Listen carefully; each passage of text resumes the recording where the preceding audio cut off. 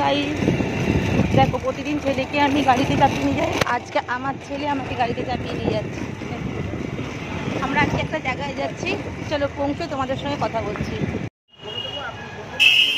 আমরা পৌঁছে গেছি।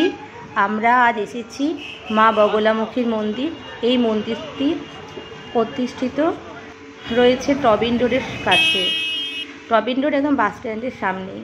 আপনারা যদি আসেন এখানে সামনে থেকে পুজো নিয়ে নিতে পারবেন। চলুন আস্তে আস্তে ভিতরে যাই আমরা।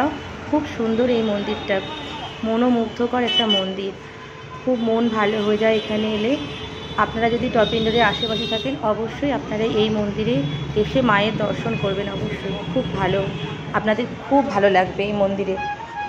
চলুন প্রথমে ঢুকতে একটা মায়ের মূর্তি, সেটাকে আগে দর্শন করি। দেখুন কত সুন্দর মায়ের মুখখানি,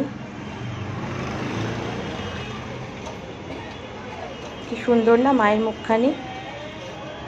চলুন এবার আস্তে আস্তে আমরা ভিতরে দিয়ে যাই, দিয়ে আসল মূর্তির দর্শন করি।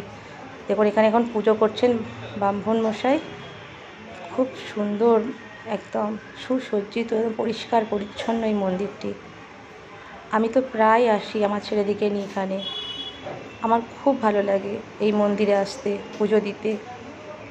অবশ্য আপনাদেরও সকলের ভালো লাগে মন্দিরে এসে পুজো দিতে। এখানে এলে সত্যি মন ভালো হয়ে যায়। মায়ের মূর্তিটা দেখুন কি সুন্দর, যেন মনে হচ্ছে মা হাসছেন। চলুন আমাদের পুজো দেওয়া আছে, এবার বাড়ি ফিরি।